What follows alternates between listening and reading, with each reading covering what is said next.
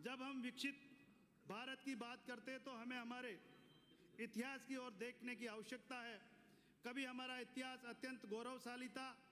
वो गुरुकुल की गुरु शिष्य परंपरा शिक्षा का एक श्रेष्ठ मॉडल था। आश्रमों की वाणी से संस्कार निकलते थे, गुरु के चरणों से ही विचार निकलते थे।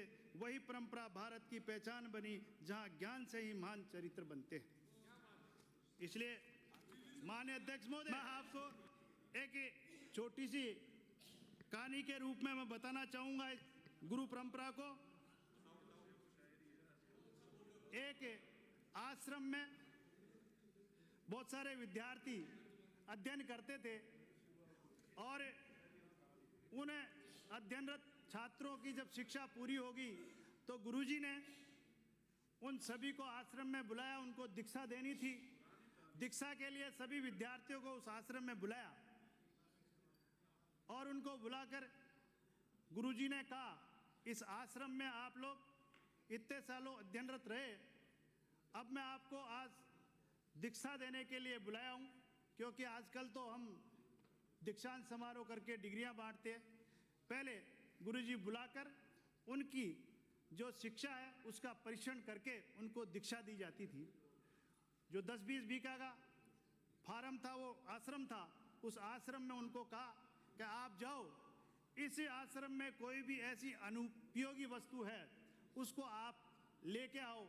सभी विद्यार्थी गए और सब दौड़ दौड़ कर, कोई छोटा बारा कोई बड़ा, यूँ पोटलियाँ बांध बांध के वो 2-4 घंटे में वापस ले के आए। जब गुरुजी के सामने आए तो गुरुजी ने उनकी पोटलियाँ देख देख के, तेरे को 2 साल, तेरे को 1 साल और जरूरत पड़ेगी, तेरे को 6 महीने। एक उदास हुआ लड़का कुछ भी नहीं लेके आया और वो खड़ा था। जब वो खड़ा विद्यार्थी बोला, गुरुजी ने बोला कि बेटे आप क्या लेके आए? कि गुरुजी मेरे को इस आश्रम में कोई भी ऐसी वस्तु नहीं मिली जो अनुपयोगी हो। गुरुजी ने उसकी पीठ थपथपाई और बोला कि आज तुम सभी विद्यार्थियों में दीक्षा देने लायक यही विद्यार्थी है जिसकी शिक्षा पूरी होगी। उसने कहा कि ऐसी कोई भी अनुपयोगी नहीं है। इसलिए गुरुजी, हमारे लिए यह विपक्ष भी उपयोगी है। जिस तरह से इन्होंने कल ये माइक भी उपयोगी है, ये भी उपयोगी है, लेकिन ये कल गुरुजी जिस तरह से भाग के गए, अगर वाद विवाद करते कल, तो इस 8 करोड़ राजस्थान की जनता को कुछ न कुछ लाभ मिलता।